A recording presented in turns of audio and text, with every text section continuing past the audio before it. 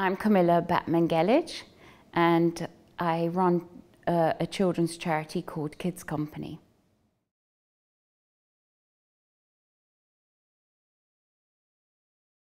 Kids Company supports 17,000 children, 97% of whom self-refer. They come to our centres, so no one will pay for a child who asks for help directly. And what's touched me deeply has been the extraordinary philanthropists that I've come across who have donated to the organisation without wanting credit, and people on the ground who have helped us, sometimes people who've had absolutely nothing. For example, there was an 85-year-old lady who gave up her birthday party so that everyone would give Kids Company money instead of presents for her. So people like that have really touched my heart. Even the drug dealers on the street decreed that outside our centres, where the children were, no one was allowed to deal drugs. So when we arrived on the patch, the police turned around to us and said, "What is it with you lot? Wherever you go, the drug dealers clear out." And no one would have thought that drug dealers would be that generous.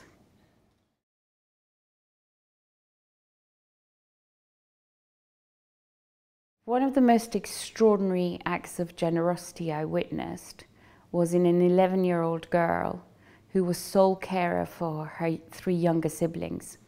Both parents were heroin addicts, so the household was always short of money, and the children didn't get any food or proper care because the parents had to prioritize the household money for their substance abuse. And this girl used to scavenge in bins and shoplift for food, and then hide it in the house to make sure that her siblings got fed. And one day the mother came along and tried to put her hands on the cooker and turn it on, i.e. burn this child's hands, to try and force her to say where the food was so that the mother could eat it instead of the children.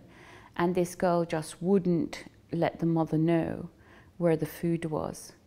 A bit later on, when she was about 12, she had to start in prostitution in order to support her siblings.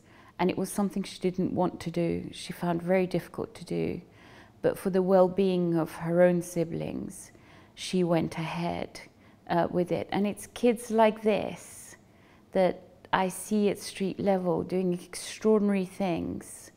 They're often described in very derogatory ways in the public narrative, but actually when you get close to them, you realize that some of their endeavors is really enormously generous, courageous and heroic.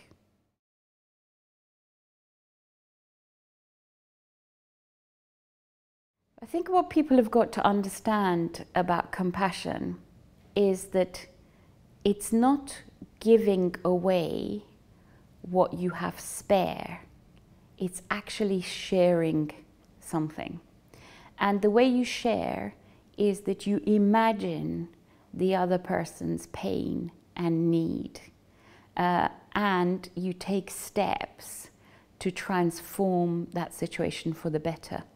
So I would suggest to people to be emotionally brave and to take an extraordinary step. And it's a sort of delicious risk.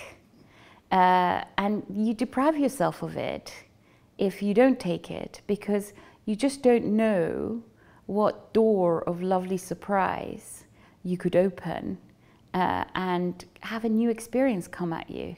So my recommendation to people is, don't plot and plan and anticipate the outcome of your compassionate act.